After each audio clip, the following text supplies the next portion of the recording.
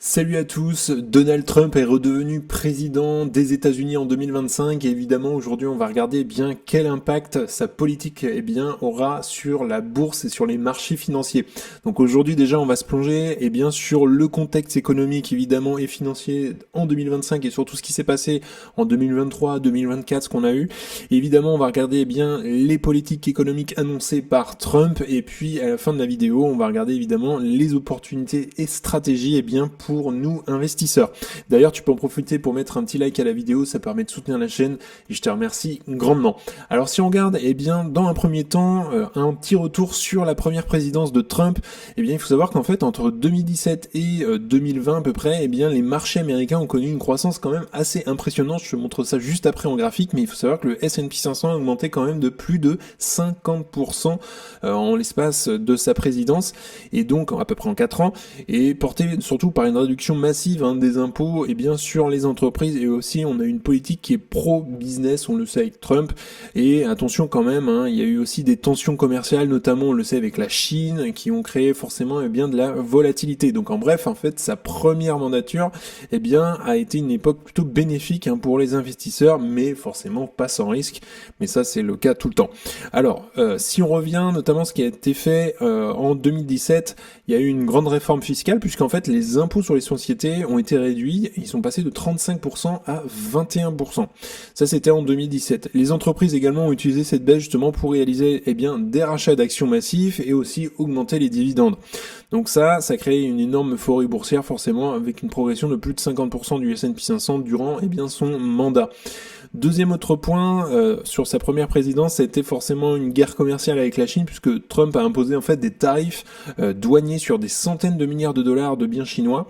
En fait, les tensions commerciales ont provoqué aussi une forte volatilité sur les marchés, et avec aussi des baisses ponctuelles, mais aussi évidemment des opportunités. Et puis enfin, il faut le souligner, il y a quand même le plein emploi aux États-Unis sous sa présidence, puisque le taux de chômage avait atteint un niveau historiquement bas à 3,5%, évidemment avant la crise du Covid-19. Donc ça c'était évidemment pour sa première présidence, et là très clairement je t'ai mis un graphique justement de la bourse, sa performance à peu près au 27 janvier 2017 jusqu'au 22 janvier 2021, donc on est pendant la présidence Trump, et on voit qu'on a fait un plus 67% sur le S&P 500. D'ailleurs tout à l'heure on va la comparer avec la présidence Biden. Alors maintenant on va faire un petit bilan un petit peu du contexte économique en 2024-2025, ce qui s'est passé. Et déjà dans un premier temps on a une inflation. On n'avait pas d'inflation sous la présidence Trump, du moins très peu, et en fait l'inflation reste quand même un sujet de préoccupation majeure, avec des niveaux quand même qui sont supérieurs aux objectifs de la Fed. Ça influence vraiment directement les politiques monétaires et aussi les dépenses des entreprises. Autre point, on a eu aussi la hausse des taux d'intérêt, puisqu'en fait les taux directeurs ont atteint vraiment des sommets qu'on n'avait pas eu depuis des dizaines d'années, et ça freine forcément les investissements, et ça pèse aussi sur les entreprises qui sont fortement endettées. Et puis un autre point en termes d'économie mondiale, c'est qu'on a une croissance quand même qui ralentit forcément, et on a des tensions géopolitiques, notamment entre les États-Unis, la Chine, et ainsi que les perturbations des chaînes d'approvisionnement, et donc justement on a une croissance mondiale qui a ralenti. Alors justement si on regarde un petit peu où on en est en termes de taux d'intérêt, donc on avait atteint un plus haut à 5,5, pendant des mois on était un top entre guillemets, on a rebaissé à 5%, donc de 50 points, on a rebaissé de 25, et on a rebaissé de 25, la dernière fois c'était le 18 décembre 2024. Je suppose qu'il va y avoir une pause assez longue pour l'instant, et je pense que la prochaine baisse devrait être à peu près au deuxième trimestre de l'année, ou du moins pas avant, deuxième trimestre de l'année 2025, une nouvelle baisse de 25 points. Pour l'instant, je pense que la Fed va être assez observateur de ce que va faire Trump. Si on regarde d'ailleurs sur à peu près 10 ans, on voit qu'on avait des taux très très bas, d'ailleurs suite à la crise financière, on était vraiment à 0,25, on avait remonté un tout petit peu en 2018, mais on avait rebaissé, mais là on est retombé vraiment, on avait été sur des plus hauts en 2024 quand même, on n'avait pas connu ça quand même depuis 2007, 2006, 2007, donc voilà, ça faisait vraiment un peu plus de 10 ans qu'on avait pas eu des taux aussi hauts. Si on regarde l'inflation également aux États-Unis, ce qu'on a eu d'ailleurs pour le mois de décembre, c'est 2,9% d'inflation. Donc on voit très clairement quand même que on a eu un bel effet de la politique monétaire. On voit que l'inflation a quand même bien diminué, mais à surveiller, puisque on a quand même un petit regain au niveau de l'inflation. Mais si on regarde le forecast après dans les parties grisées, on voit globalement que l'inflation devrait commencer à se calmer, je pense, cet été, l'été 2025. Donc ça, c'est pour évidemment les taux d'intérêt et l'inflation, où on en est en ce moment en termes d'économie. Et donc, si on regarde maintenant, eh bien, quelles sont les priorités économiques et aussi les impacts probables sur les marchés financiers avec un retour de Donald Trump à la présidence des États-Unis. Encore et une nouvelle fois, des réductions massives d'impôts puisque Trump a réitéré son intention de réduire les impôts pour stimuler l'économie. Ça pourrait augmenter forcément encore les bénéfices des entreprises, ce qui est pas plus mal, mais à quel prix pour le déficit forcément.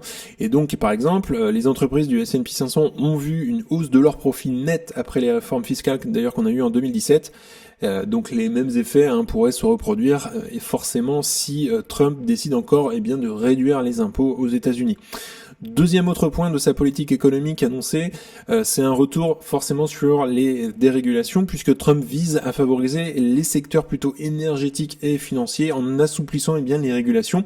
Donc voilà, un petit focus sur les combustibles fossiles, il le sait, il l'a répété d'ailleurs, on forêt, ça pourrait forcément stimuler des entreprises d'ailleurs comme ExxonMobil ou Chevron aux États-Unis. Autre et dernier point, on aura encore des tensions commerciales renforcées. D'ailleurs, on l'a déjà vu en l'espace de quelques jours.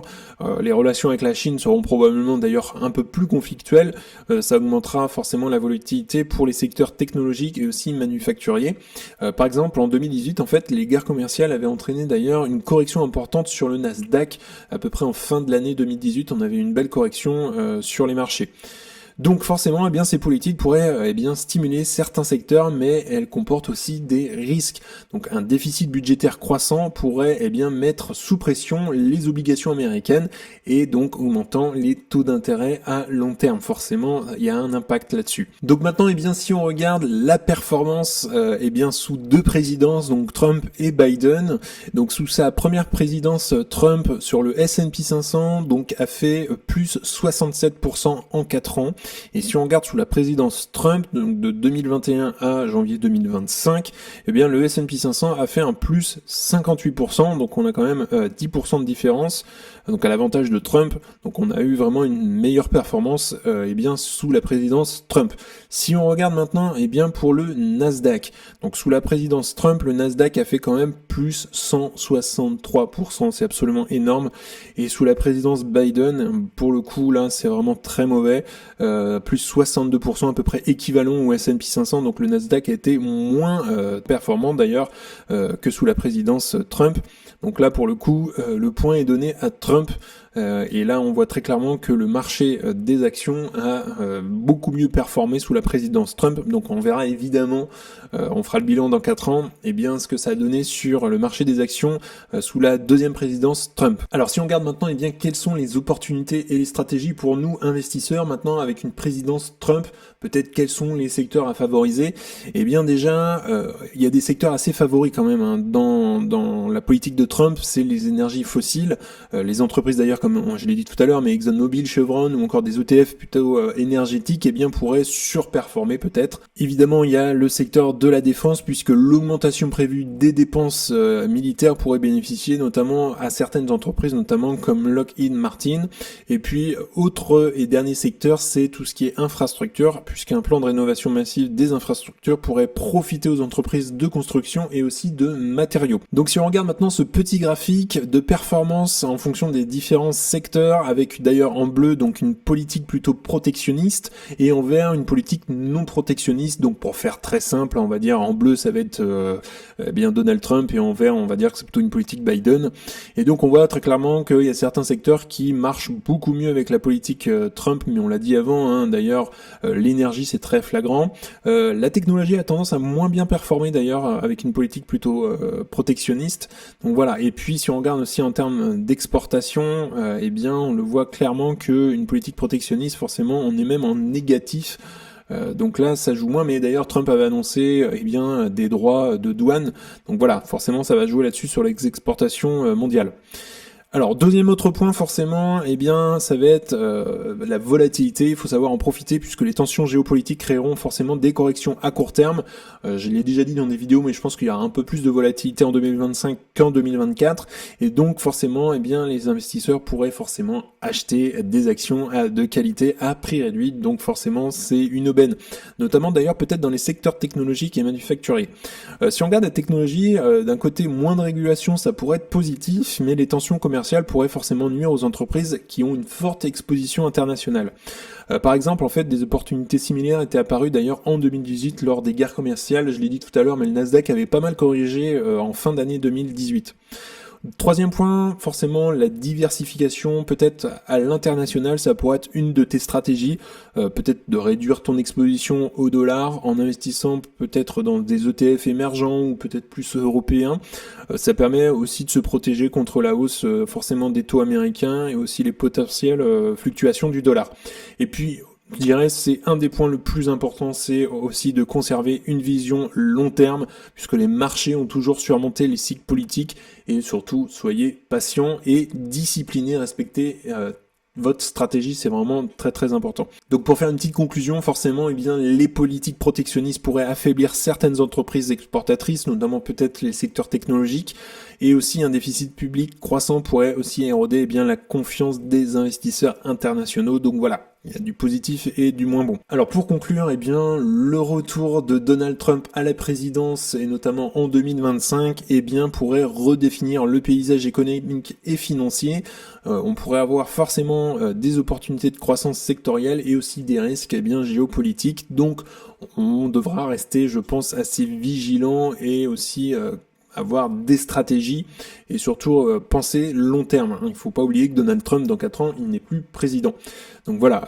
Mais les actions comme Apple, dans 4 ans, ça existera toujours. D'ailleurs, tu peux me dire, toi, en commentaire, ce que tu penses, bien, du retour de Donald Trump à la présidence. Est-ce que c'est plutôt une opportunité pour la bourse, ou alors est-ce que ça va être plutôt une source d'instabilité? Donc, n'hésite pas à me dire ça sous la vidéo. Également, si tu souhaites avoir accès à You Can Invest App, c'est le premier lien dans la description, et donc tu auras accès dans ton espace membre à ma watchlist avec mes objectifs de prix. Tu auras également accès aux best stocks, c'est-à-dire les meilleures actions à détenir dans ton portefeuille. Également, tu pourras faire un discothèque cash flow pour estimer le juste prix à payer pour une action.